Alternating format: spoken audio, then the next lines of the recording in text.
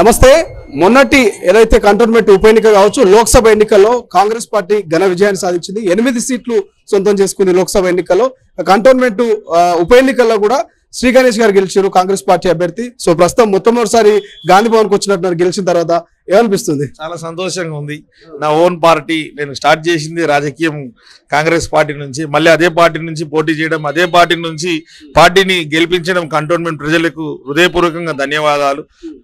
కాంగ్రెస్ ప్రభుత్వాన్ని బలపరచడం, కాంగ్రెస్ ప్రభుత్వం అమలు చేస్తున్న సంక్షేమ పథకాలను చూసి వాళ్ళు సంతోషించి ఈ రోజు మమ్మల్ని గెలిపించడం జరిగింది. ఎందుకంటే మా కంటోన్మెంట్ కాన్స్టిట్యున్సీలో ఇప్పటిదాకా కంటోన్మెంట్ బోర్డ్ ల్యాండ్ మరియు ఆర్మీ ల్యాండ్ ఎక్స్చేంజ్ చేసి ఎలివేటెడ్ కారిడార్ చేయలేవరు. మన ముఖ్యమంత్రి గారు వచ్చిన 100 రోజులనే ఎలివేటెడ్ కారిడార్కి శంకుస్థాపన చేశారు.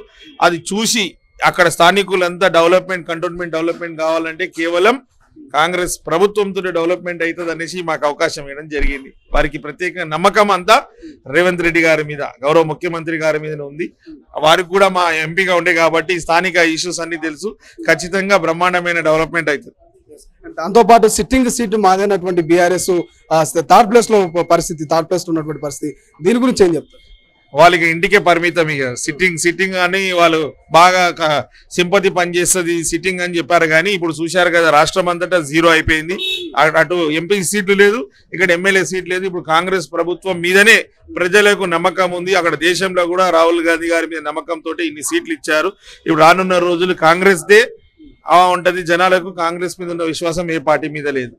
ఫైనల్ గా ఈ రోజు విషయానికి వస్తే, నాంపల్లి కోర్టుకు దీపాదాస్ మున్షి గారు పోతున్నారు. గతంలో ఎన్వీఎస్ఎస్ ప్రభాకర్ గారు చేసిన కామెంట్స్ మీద పోతున్నట్టు కూడా సమాచారం. ఎట్లా చూస్తారు ఆ కామెంట్స్ ఇప్పుడు కోర్టుకు వెళ్తున్నటువంటి ఈ పరిస్థితి? నేను ఇప్పుడు దాని గురించి నాకు కొంచెం అవగాహన లేదు. నేను ఇప్పుడు గాంధీ భవన్కి వచ్చాను, దాని తర్వాత తెలుసుకున్న తర్వాత మీకు మాట్లాడతాను. Thank you so much. ఇది మొత్తం మీద కంటోన్మెంట్ ఉప ఎన్నికల్లో గెలిచినటువంటి శ్రీ గణేష్ గారు మొట్టమొదటిసారిగా గాంధీ భవన్ లో అడుగు పెడతా ఉన్నారు. ఏదైతే సిట్టింగ్ సీట్ అని చెప్పుకుంటున్నటువంటి బీఆర్ఎస్ పార్టీ ఇక అక్కడ థర్డ్ ప్లేస్ లో వచ్చినటువంటి పరిస్థితి.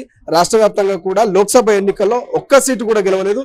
సో బీఆర్ఎస్ కు భవిష్యత్తు కూడా ఉండదంటూ కూడా శ్రీ గణేష్ చెప్తున్నటువంటి సిచ్యువేషన్. మరోవైపు ఎన్వీఎస్ఎస్ ప్రభాకర్, మాజీ ఎమ్మెల్యే, ఏదైతే బీజేపీ నాయకులు గతంలో ఏఐసిసి ఇన్ఛార్జ్ దీపాదాస్ మున్షి మీద చేసినటువంటి కామెంట్స్ గాను ఆమె కోర్టు వరకు వెళ్ళారు. గతంలోనే సంబంధించినటువంటి కేసు ఫైల్ అయింది. సో ఆమె కోర్టు కూడా వెళ్తున్నటువంటి సిచ్యువేషన్. సో దాని మీద ఇవాళ పూర్తి వివరణ రాబోతా ఉంది. మరి కోర్టులో ఏం చెప్పబోతా ఉన్నారు కాంగ్రెస్ పార్టీకి సంబంధించినటువంటి ముఖ్యమైనటువంటి నాయకులు, ఇటు వర్కింగ్ ప్రెసిడెంట్ మహేష్ కుమార్ గౌడ్ కావచ్చు, లేకపోతే శ్రీ గణేష్ కావచ్చు, ఇక చాలా మంది నాయకులు కూడా దీపాదాస్ మున్షి గారితో పాటు నాంపల్లి కోర్టుకు వెళ్తున్నటువంటి సిచ్యువేషన్. సో చూద్దాం మరి అప్పుడు చేసిన ఆరోపణలు ఇప్పుడు కేసులు కోర్టు దాకా వచ్చింది, ఇంకెక్కడి దాకా వెళ్ళబోతుంది, ఏం జరగబోతుంది అనేది. కెమెరా పర్సన్ అజయ్తో శ్రీశైలం, తొలి వెలుగు, హైదరాబాద్.